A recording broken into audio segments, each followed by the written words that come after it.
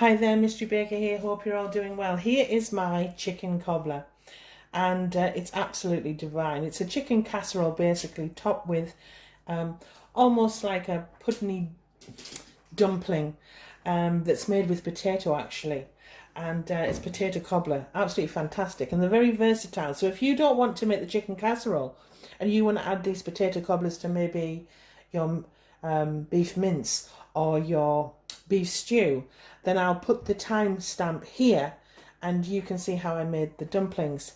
But if you want to watch the entirety, then keep on watching.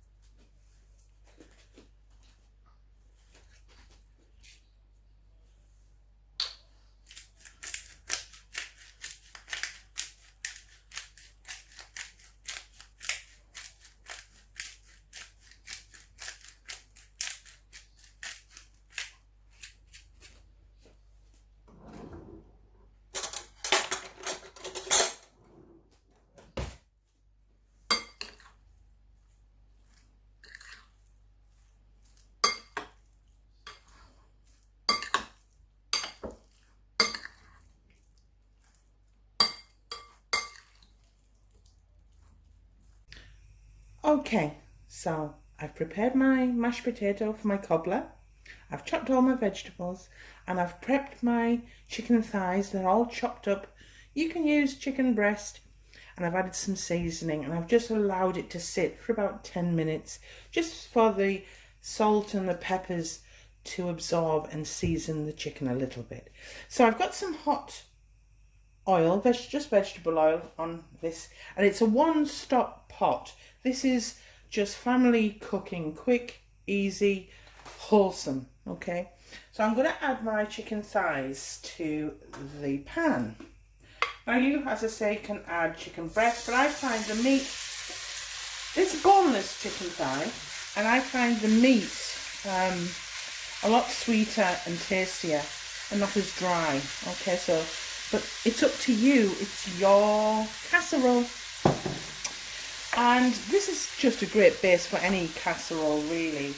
I mean, you don't have to add the cobbler topping. You can add dumplings. You can serve it with a buttery mashed potato and your favourite vegetables.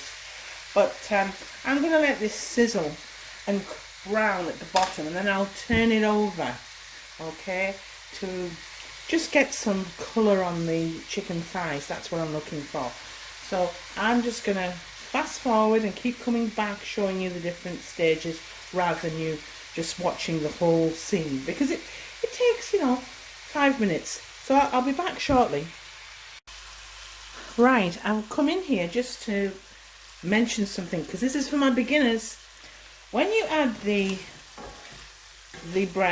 chicken breast or the chicken thighs in this instance, If you don't have a hot pan, what will happen is a lot of liquid, and I mean a lot of liquid, will be expelled. Don't panic at this stage if that happens to you. What I suggest you do, rather than it taking 5 to 8 minutes to brown, it may take a little bit longer, but what you're going to look for, what you need to look for, is that rather than it being water in the bottom, rather than being water and liquid, because that's what could happen, it will appear to be like a hot, bubbly oil, okay?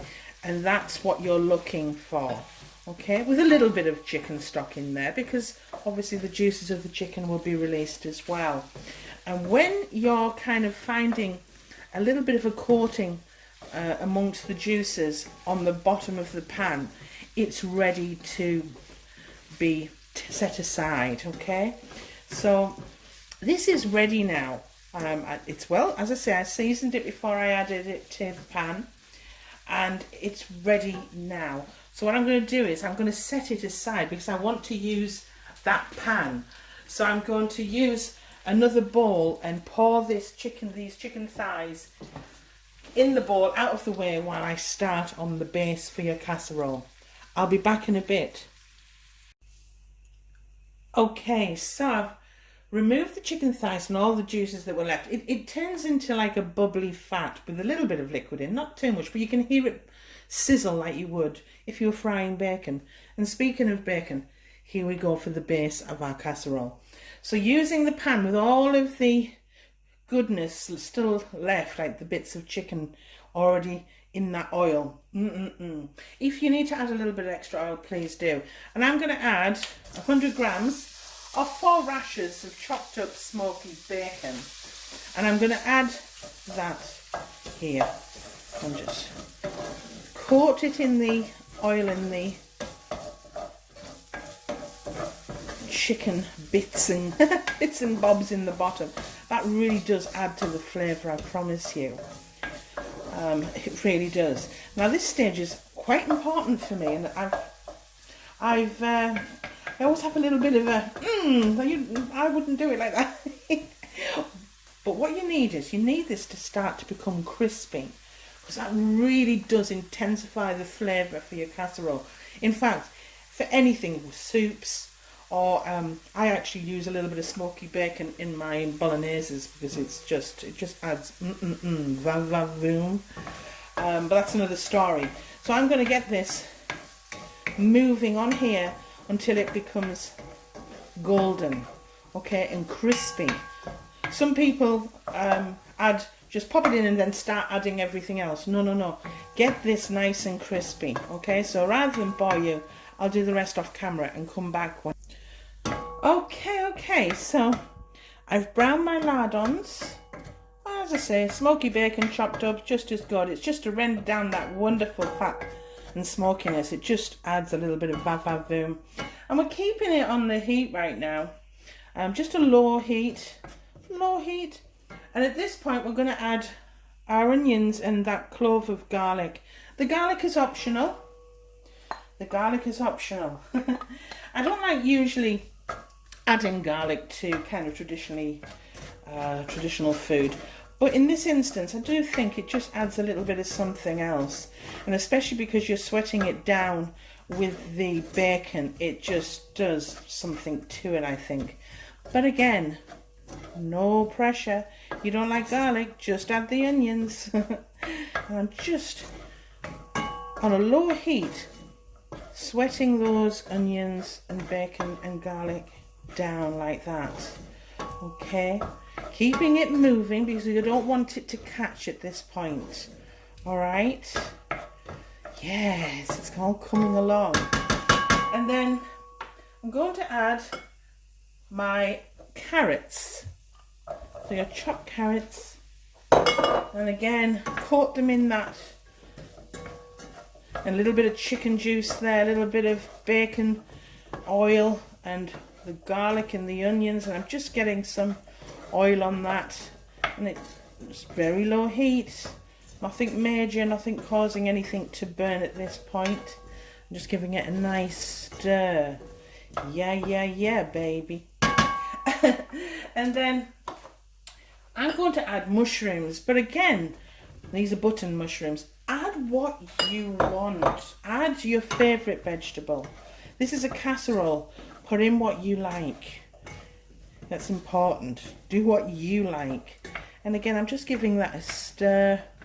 Just gently keeping it on that heat. There we go. And at this stage, I hope you have your oven on. Temperatures here right now. And have a preheated oven ready. So we keep on stirring that. And then this is optional. I put leeks in, and some people put leeks in at the end. I just tend to do it all in one. Yes, they do break down more. This is just a chopped leek. They do break down a lot more if you add them in first, but I'm trying to make this one pot cooking as simple as possible. You don't want to be at it all day messing about. Okay, so I'm just again stirring in. Now this recipe here will serve between, I would say, 6. But if you don't add the potato and don't add the dumplings, it might just feed a healthy portion for 4. But look, it'll feed the family, okay? Feed the family.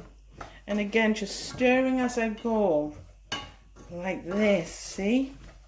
And then, oh, hold on, there's someone at the door. There's always someone at the door. This is live baking coming at you. I'm baking from my kitchen. This is for the family. I don't do videos for content purposes. I just film whatever I'm making for the family so that you can see how I make it. Suppose, eh? So I'm just stirring that again, low heat. And then I'm going to put back in, sorry. I'm going to add my chicken thighs there. I'm going to add that to it. And just again, give it a good old moosh around. How good is that looking? Yes, yes, yes. Very good indeed. And all those flavours will come together in one big pot. Yum, yum, yum, yum. I'm also going to add 2 teaspoons of thyme. And this is just dried thyme. It's not fresh from the garden because it's winter. This is just dried from the supermarket, 2 teaspoons, like so, like that, and that just gives that chicken a little bit of something else. It really does. It really, really does. But you add your favourite herb. How's about that? You can add rosemary. A little bit of rosemary might be nice as well, along with the thyme. You can add what you want. Okay, so again, turning and mixing as I go. This is coming along so good, so good. And then finally the last 2, and this is the liquid ingredients. I've got here, now let me get my measure. Yeah, I've got 500 millilitres of chicken stock, and if you haven't got chicken stock, you can add 2 stock cubes in 500 millilitres of water.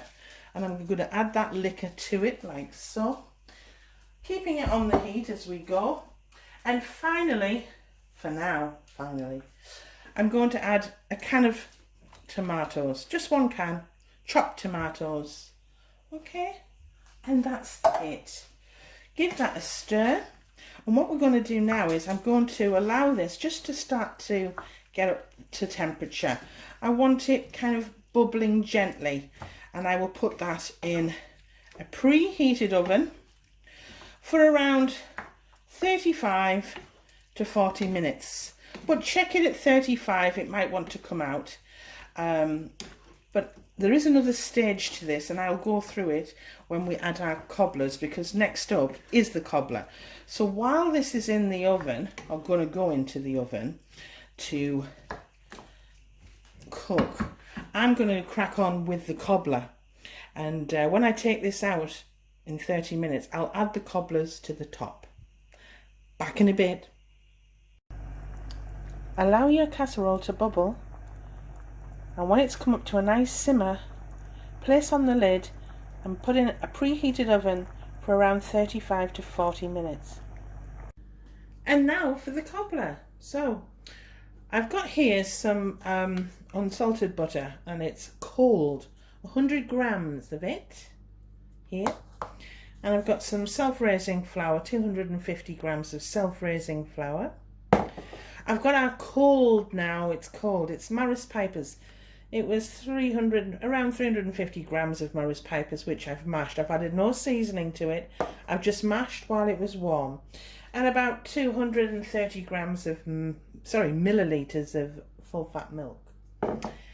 And away we go. We'll need a little bit of salt to season, a little bit of pepper, but that's about it. So here we go. So, your mixing bowl, and I'm going to add my cold butter, okay? I've just put it into cubes, like so, like that. Oh. And to that, I'm going to add a little bit of white pepper, and about half a teaspoon of salt, thereabouts. I'm just going to give that a mix through, just gently, like that, with a spoon rather than my hands. Okay, I'm just going to give that a mix through. It's just to season the flour. Okay, just over half a teaspoon of salt and a nice pinch of white. I use white pepper because it's white ingredients that I'm using. Sometimes if you use black pepper, it turns everything white, a little bit grey, and I don't want that. So there we have that. And then with our fingertips, we're going to use the rubbing method.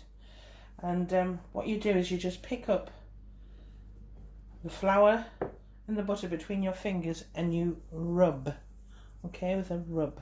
And we're just going to do that here. It takes a few minutes, but hey, we've got a few minutes, haven't we? Because our casserole's in the oven and it's smelling quite delightful right now, I have to say. But I just want to get these done. So rather than bore you, I'm going to continue. And what we're looking for with the rubbing method, so I'm rubbing the butter through the flour like that. We're looking for like coarse breadcrumbs.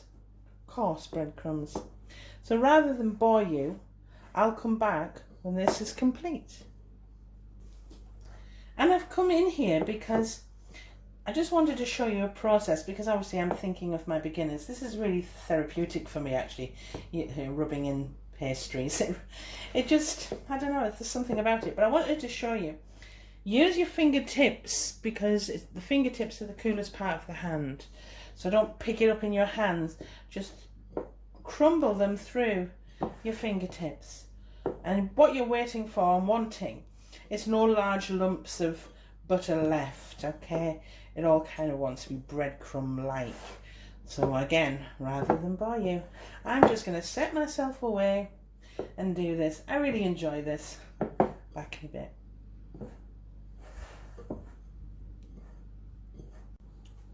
Okay, so we're at this stage now where they're looking like lovely breadcrumbs. Very fine and gentle. Lovely. Love it. And now we're going to add our potato in batches. So basically you place some in. I'll do a little bit first, just a little bit, and we kind of rub that through too. Okay, so we're rubbing the potato in with the flour. Okay, so we're mixing it up a little. Add a little bit more. Rub in, and I kind of flip it so it gets coated, and then I rub through again. It's a bit messy, this bit. I should have put it in a bigger bowl, but I didn't have any at the ready because I've been using them for my chicken and things. So, but yeah, just crumble that through like so, flipping so that you're getting, because the flour goes to the bottom. So if you flip it a bit more, and you just keep going, and you're just rubbing that through, and I flip so that it goes to the bottom, and I'm crumbling as I go, maybe turning as I go as well, that helps. I keep going. I might as well show you the whole of this process, why not? And that's the last bit of the potato for our potato cobblers. And as I say, It's a wonderful hobby baking, isn't it? Whether it's making casseroles and dumplings, and I mean these cobblers, if you don't want to make the chicken casserole, this would be a great alternative to, if you're making mince and dumplings, you can use the cobbler rather than the mince and the dumplings. It's quite a versatile thing. Or a steak or a beef stew, you know, use cobblers, this cobbler recipe instead. I'm quite happy with that. So I'm going to wash my hands and I'll be back in a bit. Okay, I'm back. Wash my hands. Not that they're going to get any less messy, because this is another messy stage, but hey, it's fun, isn't it? Kids can do this. How's about that? Get the children in. So with our milk, I'm going to make a little bit of a well to start with in the middle, and then just go around and a little bit in the bottom like that, and then push that in. And then with your hands, start bringing those together like this. Oh, it's quite wonderful, isn't it? It's quite wonderful. I just love this kind of baking, I really do. And get your hands in. And this is a good idea for all of the children to get involved. There we go. Yes, yes. Now I haven't used all of my milk, and I think that's enough to be totally fair. I don't think I want any more. And what I'm going to do now is I'm just going to lightly dust my work surface. It's clean. It's all clean. So don't worry. There, dear. And then I'm going to get this out. It's a very soft dough, by the way. A very soft dough. And then I'm going to start by rolling it in my hands. Okay, just gently, like so. Not over kneading, because as I've said before about pastries and things, once you start over kneading, the proteins release and it becomes very dense and doughy. But I think I'm happy with that. It's almost like a garlic bread size. Nice garlic bread. And we're going to cut these into, I'll cut it in half to start. And then we get what? Let's see. 1, 2, 3. Yeah, see if we can get 6 out of them. So 1, 2, 3, 4, 5, 6. And then 1, 2, 3, 4, 5, 6. So you get about 12. Okay, 12. And then I'm just going to roll them there like that. Bring them back into shape like so. Make them more circular, more appetizing. And just lay them like that. Like so. So it's a very simple process. Just gently, not overdoing it. And there they are. And they will sit there waiting for my cobbler to be ready after the 30 minutes. Well, sorry, it's actually got about 20 minutes left. But that's fine. They'll just sit there and wait. Like that. Just making them more circular, but make them shapes if you want. I mean, they will. And there's 12. It makes 12 of these. Can you see what I'm doing? Just trying to make them pretty. They're not overly pretty, but pretty. And they might break up in the baking, in the oven, but you know, it's the glory of it. So I'm going to tidy up now, and when I come back, the casserole will be ready to come out of the oven. And there's just one little thing that I do, a little stage that I do before I add my cobbler topping. I'll be back in a bit. Okay, so it's come out of the oven. So I'm going to take this lid off, and it's very, very hot, so I have to be very, very careful. Voila! A lot of steam there. Starting to smell really, really, really good. What I'm going to do now is I'm just going to give that a stir Oh, oh, wow. How magical. How magical. Oh. And at this point, you can taste it. And you can basically give it a taste. So I'm going to just taste it before I go any further. It needs a touch more salt. Just a touch. So at this point, I suggest you do the same and season it. Because you can't season it after this point. So a little sprinkling of salt there, and just give that another go through. I'm also going to add just a touch of white pepper, a little bit more. There we go. And give that just a sprinkle through. A bit more there, wait. And give that a stir. Sorry, I hope I'm not in your way. I probably am, I'm sorry. I'm sorry, but this is live coming at you in my kitchen. Food for the family. This is home cooking, home baking at its best. Okay, and it smells divine. So now we're going to add a little bit of to thicken it, a little bit of something, a little bit of And it's basically 1 tablespoon of cornstarch and 2 tablespoons of just water, and I've just mixed that through. And I'm going to add that all in there. Just give that one last blast, one last stir, like so, like that. Oh, va-va-voom. Coming along beautifully, coming along beautifully. And oh, there's a little bit left. Get it all in. Waste not, want not. That's what I say. Like that. And then we're going to add our cobbler, potato cobbler. So, they've been waiting in the wings. So I'm just going to sit them on the top. And the great thing, sorry if I'm in your way, the great thing about this is rustic. It doesn't have to be perfect. I want them to bubble and I want them to fizz, and I don't mind if they dunk. I don't mind if they stay on the top. I don't mind. It's all beautiful to me. I'll get some more in there. See if I can. There we go. And I'll get a couple, one more in there. Come on, come to Papa.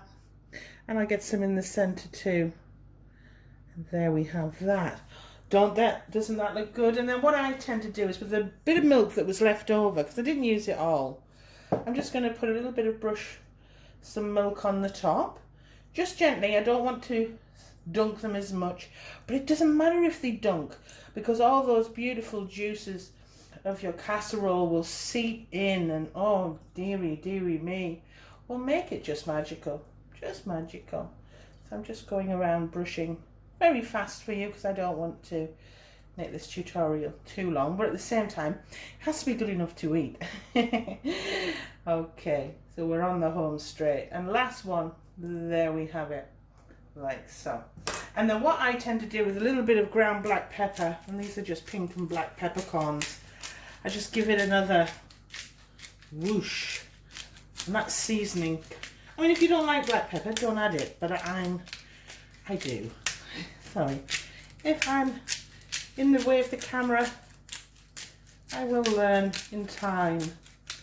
And there you have that. And that is going to go back into the oven for another 30 minutes. Back in a bit. Oh, sorry. It's going to go back in the oven with the lid off. Okay, so I've got a plate. I've got a plate. So it's still piping hot, I have to say. And I'm just going to dig in, shall I? Now it doesn't... Oh! Wow. Can you see? And lots of those vegetables. Wonderful. And the chicken thighs. I mean, you can use chicken, as I've said, but I think the chicken breast, but the chicken thigh is so... It has so much more flavour, I believe. Well, there you have it. My my chicken casserole with potato cobbler. Remember, please hit like. It really does help my channel grow. And subscribe if you haven't already. I'm off to eat this now. I'm very, very hungry. Thanks for your time. Bye.